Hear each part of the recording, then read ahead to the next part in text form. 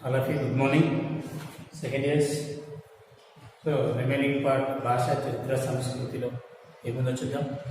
So last క్లాస్లో మనము recovery చెప్పుకున్నాము అంటే మన ఆర్య మహాపురుషులు భాష చరిత్ర సంస్కృతి ముఖ్యంగా సంస్కృతి అంటే ఏంటనేది చెప్పారు. అంటే జనరల్గా పెద్దవాళ్ళేమో నాగరికత భౌతికంగా ఎదగడం నాగరికత అనేసి, మానసికంగా ఎదుగుతూ పాశవిక లక్షణాలు అంటే పశుత్వం లక్షణాలు, పశువులాగా ప్రవర్తించడం, ఆ పశుత్వ లక్షణాలను వదిలివేయడాన్ని దులిపివేయడాన్ని సంస్కృతి అన్నారు. దీన్నే మన ఆర్య మహాపురుషులు, మన ఆర్యులు ఎవరైతే ఉన్నారో భారతీయులు ఋషులు, వాళ్ళు ఏ విధంగా దీన్ని డిఫైన్ చేశారు అంటే తన ఆకలిని మాత్రమే తీర్చుకోవడము రాక్షసత్వము అన్నారు.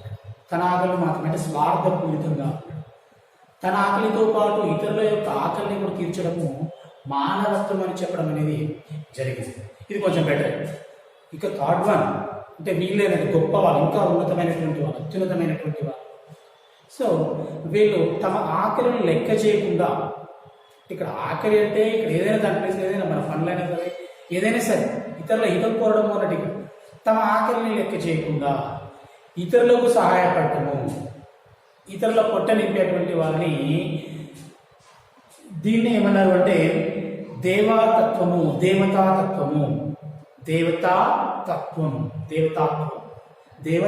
లేదా దేవతాతత్వం అని చెప్పడం అనేది, అంటే దైవ గుణం గొప్పవాళ్ళు అని ఇక్కడ చెప్పడం అనేది జరిగింది మన ఆర్య మహాపురుషులు.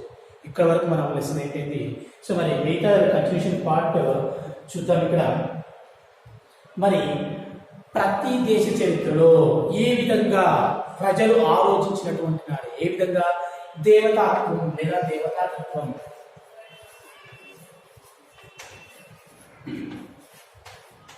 అంటే ప్రతి దేశంలో ప్రజలు కూడా ఇలా ఆలోచించినట్లయితే, అంటే ఇక్కడ దీని అర్థం ఏంటి, ఇక్కడ తమ ఆకలిని లెక్క చేయకుండా ఇతరుల యొక్క ఆకలిని, వాళ్ళ పొట్టను నింపడము, అటువంటి గుణం ఉన్నటువంటి వాళ్ళు ఎవరైనా సరే ఆ విధంగా అంటే పరుల కోసం, ఇతరుల కోసం, వాళ్ళ శ్రేయస్సు కోసం, ఇతరుల ఔన్నత్యం కోసం, హితం కోసం మంచి చేయడం, మంచి చేసినట్లయితే అటువంటి ఉద్దేశం ఉన్నటువంటి ప్రజలు ఎక్కడైతే ప్రతి దేశ చరిత్రలో ఉంటారు, ఆ విధంగా ఉన్నప్పుడే, అంటే ప్రతి దేశ చరిత్రలో ఇలాంటి వాళ్ళు ఉన్నట్లయితే ఆ దేశం అనేది పురోగమించడం, అంటే అభివృద్ధిలో ముందుకు సాగడం అనేది జరిగింది. అంటే మానవుడు తన యొక్క జీవితాన్ని సౌకర్యవంతంగా సుఖంగా జీవించడం కోసము, ఇతరుల అంటే ప్రపంచాభివృద్ధి కోసము, సమాజ హితం కోసము ఆలోచన చేసినప్పుడు, అంటే ఎవరు వస్తారు ఆ కవులకి?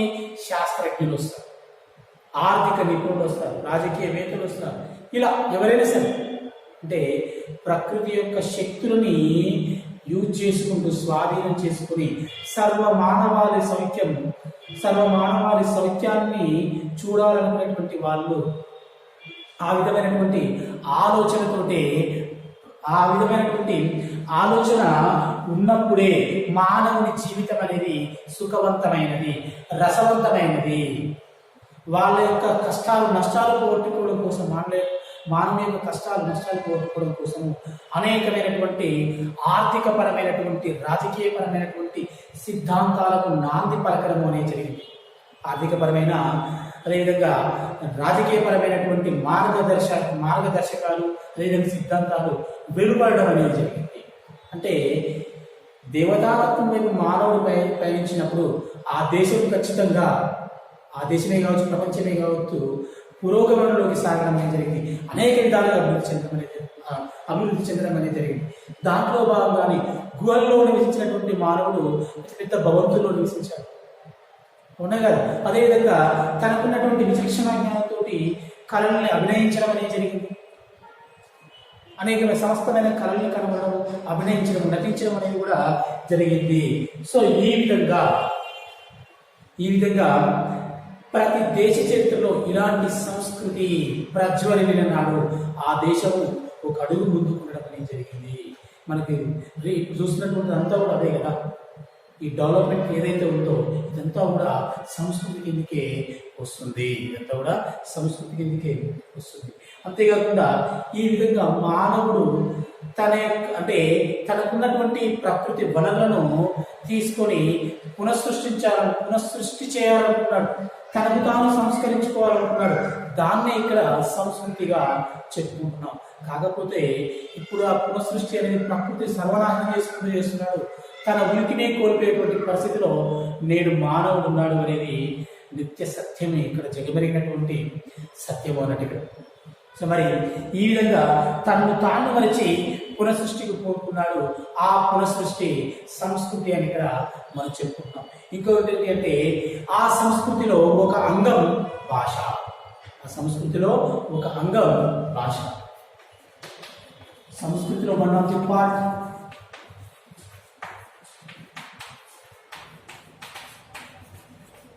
సంస్కృతిలో ఒక అంగం భాష. భాష అంటే ఇక్కడ మొదటగా భాష తన మనసులో ఉబుకుతున్నటువంటి భావాలను, తన మనసులో ఉబుకుతున్నటువంటి భావాలను అరుపుల ద్వారా, సైగల ద్వారా సృష్టించుకున్నాడు. అరుపుల ద్వారా, సైగల ద్వారా రూపకల్పన చేసుకున్నాడు. ఆ సైగలు సృష్టించుకున్నాడు. ఆ తర్వాత వాటికి ప్రత్యేకమైనటువంటి భాషని సృష్టించడం అనేది, ఆ అర్థాలకి ఒక రకమైనటువంటి భాషని సృష్టించాడు. సృష్టించేసి ఆ అనుభవాలన్నింటినీ ఒక దగ్గర క్రోడీకరించాడు. తన అనుభవాలన్నింటినీ ఒక దగ్గర క్రోడీకరించడం అనేది జరిగింది. ఈ విధంగా తన అనుకరణ శక్తి ద్వారా భాషని ఉన్నతంగా, గొప్పగా వ్యక్తీకరింపజేయడం అనేది, సృష్టించడం అనేది జరిగింది. ఈ విధంగా ఉన్నతమైనటువంటి భాషని సంపాదించుకున్నాడు. అందుకని భాష మానవ సంస్కృతికి వచ్చే రూపం. భాష మానవ సంస్కృతికి వచ్చోడు.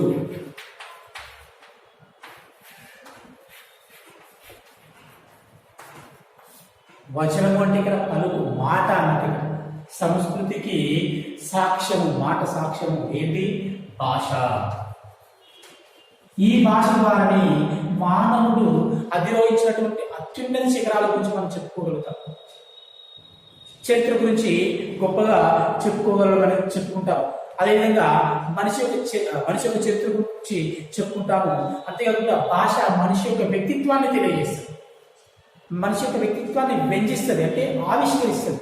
తను ఎలాంటి వాడు ఏంటి అనేది మన మాట తీరునే తెలుసుకోగలదు. ఈ విధంగా అత్యున్నమైనటువంటిది భాష.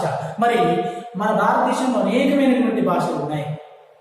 మరి ఇన్ని భాషలు ఉన్నటువంటి, ఇంత అద్భుతమైనటువంటి సంస్కృతి ఉన్నటువంటి మన భారతదేశం చాలా గొప్పది. అంటే బహుభాషలు ఉన్న దేశము ఒక భాషను ఎంత గొప్పగా చెప్పుకుంటాం. మరి ఇన్ని భాషలు ఉన్నటువంటి మన భారతదేశం ఎంత గొప్పది. దాని హృదయం ఎంత విశాలమైనది. భారతదేశం హృదయం ఎంత విశాలమైనది. ఎలా వివరించాలంటే ఎగ్జాంపుల్గా ఇక్కడ ఒకే ఒక పద్మం పూరేకులు ఎన్నో, ఒక పద్మం ఉంటుంది, దానికి ఎన్నో పూరేకులు ఉంటాయి. గులాబీలు అనుకునే దానికి పూరేకులు ఉంటాయి కదా. అంతటి సౌందర్యవంతమైనది మన భారతదేశం, అంతటి అందమైనది. అంటే బహుభాష ఉన్నటువంటి దేశము మన భారతదేశము. అంతేకాకుండా ఒకే పూలదండ అనేక పూలు, ఒకే పూలదండ వేరు వేరు పూలు. ఎంత అందంగా కనిపిస్తుంది పూలదండ, అంతే అందమైనది మన భారతదేశము. అనేక లిపులు, కానీ అంతర్యం మాత్రం ఒకటే. లిపులే వేరు. ఒక్కొక్క భాషకు ఒక్కొక్క లిపి ఉంటుంది. అంటే మూలము అన్నట్టు లిపి ఇక్కడ, ఆ భాషకు మూలము అన్నట్టు. లిపులు వేరు, భాష యొక్క బహిర్వేషమే వేరు, అంతర్యం అంతా కూడా ఒకటి. అంటే సింపుల్ ఇక్కడ ఏం చెప్తున్నాడు? ఇన్ని లిపులు, ఇన్ని భాషలు ఉన్నప్పుడు కూడా ఈ భాషలన్నింటి కూడా మూలము ఏ భాష అయ్యా అంటే సంస్కృతము. ఏ భాష? సంస్కృతము.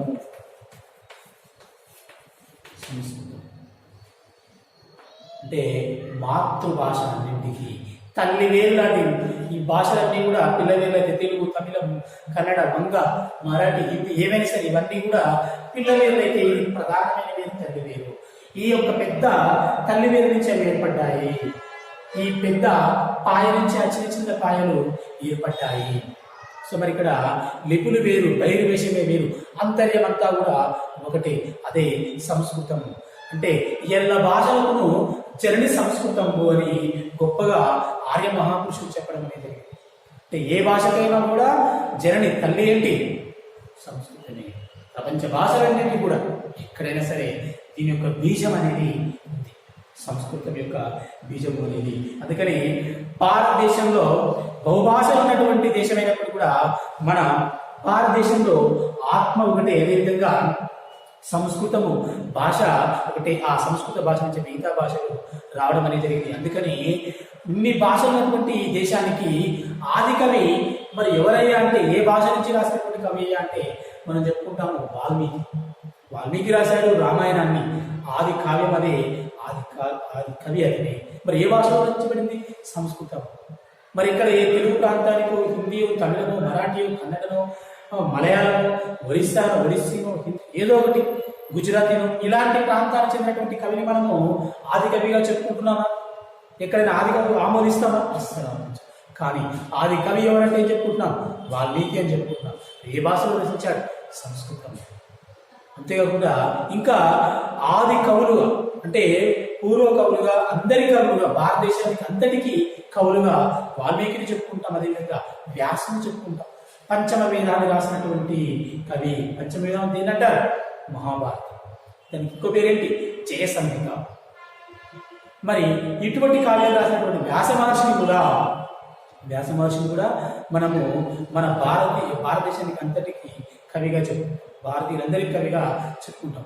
అదే నన్నయ్యను వీళ్ళను తిక్కడం అయితే భారతదేశానికి అందరి కవులుగా చెప్పుకుంటామా? ఓన్లీ తెలుగు కవులుగా.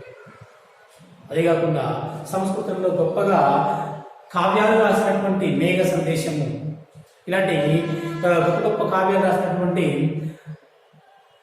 కాళిదాసు వంటి కవిని కూడా భారతీయ కవిగా మనము చెప్పుకుంటాము. అంటే ఇక్కడ ఆకాశంలో మేఘంలాగా భారతీయ భాషలన్నీ కూడా సంస్కృతం నుంచే పుట్టుకొచ్చాయి. ఎక్కడి నుంచి పుట్టుకొచ్చాయి? సంస్కృతం నుంచే పుట్టుకొచ్చాయి. మరి ఈ సంస్కృత భాషలన్నింటికి భారతీయ భాషలన్నింటికి వస్తు సంపదను ఇచ్చినటువంటి భాష ఏంటి అంటే సంస్కృతమే. అందుకని ఏ గొప్ప కావ్యాలు తీసుకున్నా కూడా ఎక్కడి నుంచి వచ్చాయి అంటే మూలం ఎక్కడి నుంచి అంటే సంస్కృతం నుంచి. రామాయణం, భారతం, వేదాలు, ఉపనిషత్తులు, ఇంకేమైనా తీసుకోండి, అందులో ఉన్నటువంటి చిన్న చిన్న కథలే ఈ కవులందరూ కూడా తర్జుమా వేరు భాషలోకి రాయడం అనేది జరిగింది. అందుకని భారతీయ సంస్కృతి అంతా కూడా ఎక్కడ నిక్షిప్తమైంది? సంస్కృత భాషలో నిక్షిప్తమైంది. అంటే సంస్కృత భాషలో భారతీయ సంస్కృతి నిక్షిప్తమైంది. అందుకని సంస్కృతిలో ఒక అంగం భాష. భారతీయ సంస్కృతిలో ఒక అంగం, దాని రోల్ పోషించడం అనేది జరిగింది, దాని పాత్ర పోషించింది ఇక్కడ భాష అనేది. మరి ఈ విధంగా భారతదేశ చరిత్రను కనుక పరిశీలించినట్లయితే, ఈనాడు ఉన్నటువంటి రాజకీయ స్పృహ ఆనాటి కాలంలో లేదు. ఎందుకంటే భారతదేశము ఆనాడు అనేక చిన్నమైనటువంటి స్వతంత్ర రాజ్యాలుగా ఉండేది. అలాంటి అనైక్యతను చూసుకునే పరదేశీయులు వచ్చి మన దేశాన్ని పాలించడం అనేది జరిగింది. మనలో ఉన్నటువంటి అనైక్యతను ఆసరాగా చేసుకుంది. ఇప్పుడు అలా ఉందా? లేదు. ఆసేతు హిమచలం అంటే ఆసేతు హిమనగం లేదా హిమచలం అంటే సేతు నిర్మించినటువంటి దక్షిణ ప్రాంతం నుంచి, దక్షిణ భారతదేశం నుంచి, హిందూ మహాసముద్రం నుంచి, అక్కడి నుంచి హిమచలం ఉత్తరాన ఉన్నటువంటి హిమాలయ పర్వతాల వరకు కూడా అందరూ కూడా ఒకే మాట మీద ఉన్నారు, ఒకే తాటి మీద నడుస్తున్నారు. అంటే భారతీయత అనేటువంటి ఒక ధర్మం మీద నిలబడి ఉన్నారు. అంటే ఆనాటి కంటే ఈనాడు రాజకీయంగా సమిష్టిగా ఉన్నారు. మనలో మనకు ఎన్ని మనస్పర్ధలు ఉన్నప్పటికీ కూడా ఇప్పుడు అందరూ కూడా దేశం అంటే ఒక తాటి మీదకి వస్తున్నారు. ఒక చోట వచ్చి సంకల్ప బలంతో భూమిగూటం అనేది జరుగుతుంది, సంకల్ప సిద్ధిగా ఉండడం అనేది జరుగుతుంది. అంటే ఎన్నో సొంత రాజ్యాలు ఉన్నాయి, పరస్పర స్పర్ధలు ఉన్నాయి. ఇప్పుడు అవన్నీ కూడా లేవు. గొప్పగా ఉంది భారతదేశం. అందుకనే ఎవరైనా మన వైపు చూడాలన్నా కూడా భయపడుతున్నారు. అంటే మరి భారతదేశ చరిత్ర చూస్తే ఈ విధంగా ఉంది. అంటే మతం వేరైనా, భాష వేరైనా, సంస్కృతి వేరైనా, ఏదైనప్పటికీ కూడా ఆసేతు హిమచలం ఇక్కడ తూర్పు నుంచి పడమర, ఉత్తరం నుంచి దక్షిణం అంతా ఒకటే. అంటే మేమంతా భారతీయులం అనేటువంటి భావన ప్రతి ఒక్కరిలో కూడా ఉంది. భాష, సంస్కృతి, మతంతో సంబంధం లేదు. అందుకని ఈ స్పృహ అనేది ఎప్పుడు వచ్చింది? స్వాతంత్ర పోరాట సమయంలో వచ్చింది.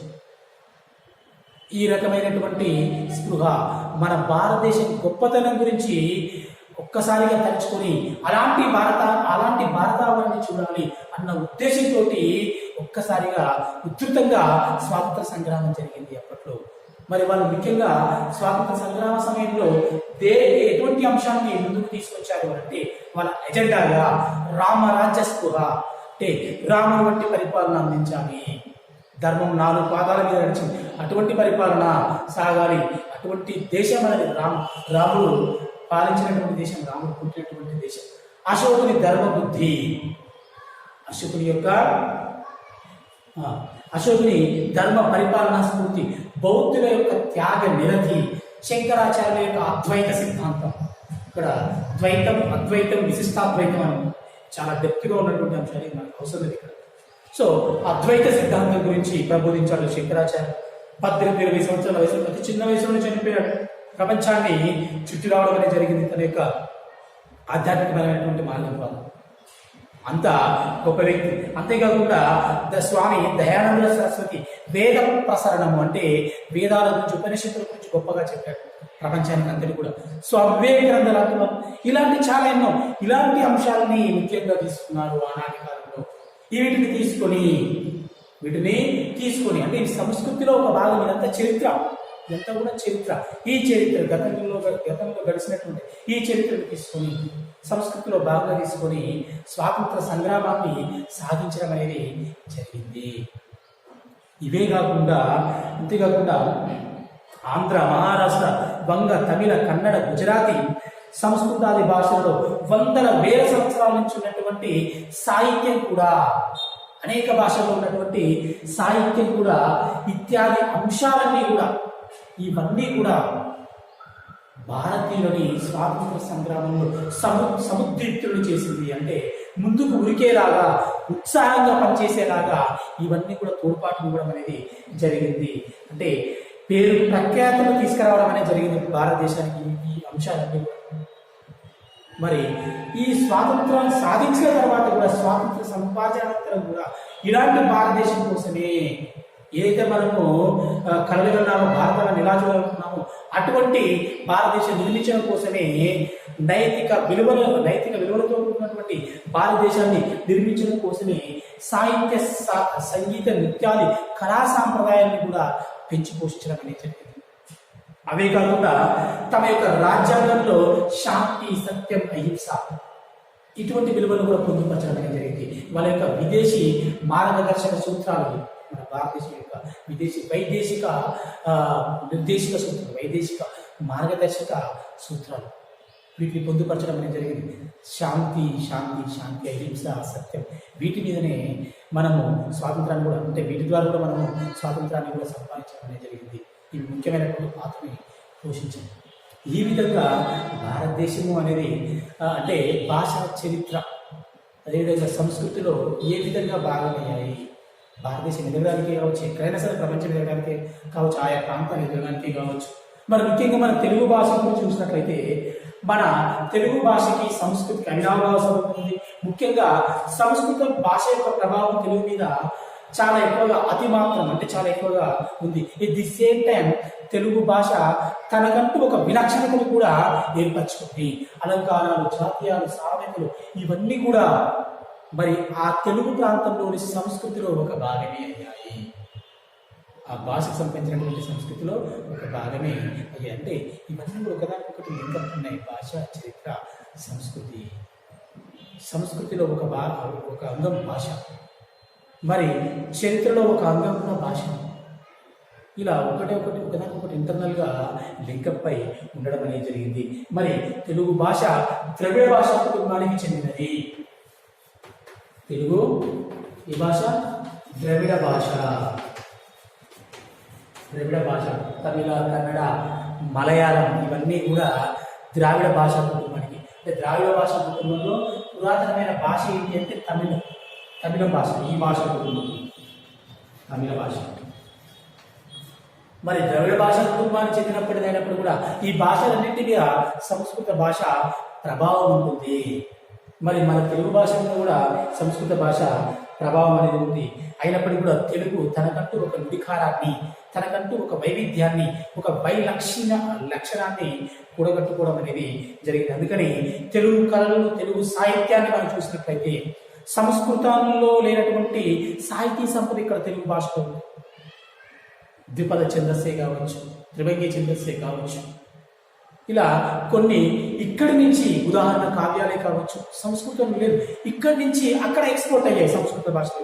అంతటి విలక్షణమైనటువంటిది. అంటే ఈ విధంగా తెలుగు వాళ్ళ చరిత్రను చూసినట్లయితే సాహిత్యపరమైనటువంటి చరిత్ర కావచ్చు, ఏదైనా కావచ్చు చూసినట్లయితే ఎలా ఉంటుంది అంటే త్రివేణి సంగమంలోని సరస్వతీ నదిలాగా మన తెలుగు భాష యొక్క చరిత్ర కనిపిస్తుంది ఇక్కడ. అంటే త్రివేణి సంగమం అని ఏం చెప్తాం? గంగా, యమున, సరస్వతి, త్రివేణి నదులు. త్రివేణి నదులు అని ఇక్కడ గంగా, యమున, సరస్వతి. అయితే ప్రస్తుతానికి మనకి రెండే కనిపిస్తాయండి. ఈ రెండే కలిసిన గంగా నది, యమున నది. గంగా, యమున ఇది కనపడదండి. ఒకప్పుడు ఉండేరట. మరి అంతర్ధానం కావడానికి సైంటిస్టుల కారణాలు, చరిత్ర కారణాలు, ఇలా రకరకాలు ఉన్నాయి. నాకు తెలిసి మీకు చెప్తాను. అంటే హిమాలయ పర్వతాలు కుంచుకుపోవడం వలన, అలా కృంగిపోవడం వలన ఈ నది అంతర్లీనంగా, హిమాలయ పర్వతాల కింద అంతర్లీనంగా ప్రవహిస్తుంది అనేసి నాకు తెలిసినటువంటి విషయం. అందుకని ఇక్కడ ఏమని చెప్పారు? ఇక్కడ త్రివేణి సంగమం లాగా సరస్వతి నది గుప్తవాయువులాగా ప్రవహిస్తుంది. గుప్తవాయువు అంటే రహస్యంగా ప్రవహిస్తుంది. ఆ విధంగా మన తెలుగు భాష చరిత్ర అనేది కనిపిస్తూ ఉంటుంది అట. అందుకని ఇక్కడ భాష సంస్కృతుల వికాసాన్ని నమోదు చేసేది చరిత్ర. అంటే వికాసం అంటే ఏ విధంగా ఎదిగింది, భాష ఏ విధంగా డెవలప్ అయింది. ఫస్ట్ సైకిల్, ఆ తర్వాత అరుపులు, మెల్లగా ఆ అరుపులకి ఒక భావాన్ని క్రియేట్ చేసి, ఒక అర్థాన్ని క్రియేట్ చేయడం, మెల్లగా పరిపూర్ణమైనటువంటి భాష. సో అదేవిధంగా సంస్కృతి, మెల్లమెల్లగా సంస్కృతి అంటే ఏ విధంగా డెవలప్మెంట్ అంటే మూఢనమ్మకాలను వదిలేస్తూ విజ్ఞానం వైపు నడుస్తూ ఆ విధమైనటువంటి సంస్కృతి. సో అలాంటి సంస్కృతి వీటన్నింటినీ క్రోడీకరించేసేది, వీటన్నిటి గురించి తెలియసేది చరిత్ర. ఇవన్నీ ఒక చరిత్రగా రాయబడతారు కదా. ఇవన్నీ ఒక దగ్గర రాస్తే దాన్ని ఏమంటాం? చరిత్ర అంటాం. అందుకని భాషా సంస్కృతుల వికాసాన్ని తెలియజేసేది చరిత్ర. అందుకని ముఖ్యంగా ఇక్కడ ఏమంటున్నాడు అంటే మరి చరిత్ర అనేది వ్యక్తిలో కావచ్చు, సమాజంలో కావచ్చు జీర్ణించుకుపోయినటువంటి వర్తమాన, భూత, భవిష్యత్ ఆ కాలాల గురించి తెలియజేస్తున్నట. అంటే భారతదేశము భూతకాలంలో అలా ఉండే, ఒకప్పుడు విశ్వగురువుగా ఉండే, ఇది చరిత్రనే కదా. ఎలా ఉండాలంటే వర్తమానం ఎలా ఉన్నాము ఇప్పుడు, మరి భవిష్యత్తులో ఎలా ఉండాలి భారతదేశము, మళ్ళీ అటువంటి స్థాయిని మనము అటువంటి స్థాయికి తీసుకెళ్ళాలి, అటువంటి స్థానాన్ని కల్పించాలి భారతానికి అనేటువంటి అంటే ఒక టాపిక్ చెప్పి, ఒక అంశం చెప్పి అంతే. ఇలా తెలియజేసేది ఏమిటి ఇక్కడ చరిత్ర అనేది? అంటే వ్యక్తి గురించే కావచ్చు, సమాజం గురించే కావచ్చు, దేశం గురించే కావచ్చు, ప్రాంతం గురించే కావచ్చు, ఈ విధంగా తెలియజేస్తుంది. అందుకనే చరిత్రని గతంగా చెప్పకూడదు, అనుభవంగా చెప్పాలి. జరిగిపోయిందన్నగా చెప్తే దాన్ని చెదరబెట్టినటువంటి మాదిరిగానే చూస్తాం, జరిగిపోయింది లేదా అనేసి. అలా కాకుండా అనుభవపూర్వకంగా ఇన్వాల్వ్మెంట్ తోటి చెప్పినట్లయితే నా దేశం ఎంత గొప్పదా, నా ప్రాంతం ఎంత గొప్పదా, నా పూర్వీకులు ఎంత గొప్పవాళ్ళ, నా కుటుంబంలో వాళ్ళు ఎంత గొప్పవాళ్ళ, మరి నేను ఎలా ఉండాలి అనేటువంటి భావన మన మైండ్లో తెలుస్తుంది. అప్పుడు మనం ఎలా ఉండాలి, మనం ఏం చేస్తే ఇంకా స్థాయికి వస్తాము, పూర్వస్థితికి వస్తాం, ఇంకా గొప్పగా వెళ్తాము అనే దాని గురించి ఆలోచిస్తాం. అందుకని చరిత్రను గతంగా కాకుండా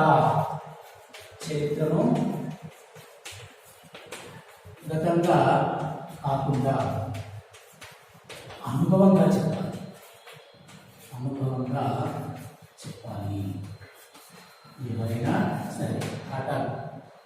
ఏదైనా సరే మరి అందుకనే చరిత్ర పఠనీయమైనది, చదవదగినది. చరిత్ర దేశభక్తి ప్రేరకం.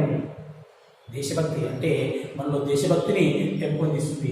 చరిత్ర వ్యక్తిత్వ నిర్మాణ సాధనం, అంటే సెల్ఫ్ మోటివ్ చేసుకోవడం కోసం, ఇలా ఉండాలి అని తెలియజేయడం కోసం, మన వ్యక్తిత్వాన్ని ఆవిష్కరింపేస్తుంది, పేరు ప్రఖ్యాతను తెస్తుంది చరిత్ర అనేది.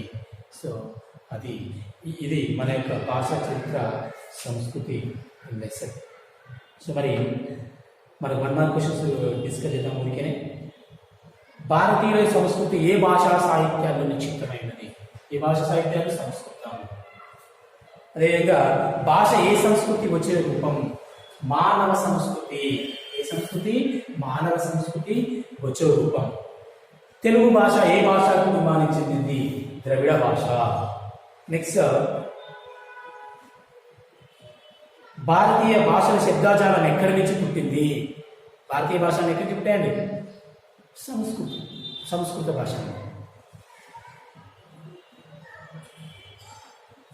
సో ఇవి 1 మార్క్ క్వశ్చన్స్. మిగతాది తర్వాత క్లాస్లో కొత్త లెసన్తో కలుద్దాం. Thank you.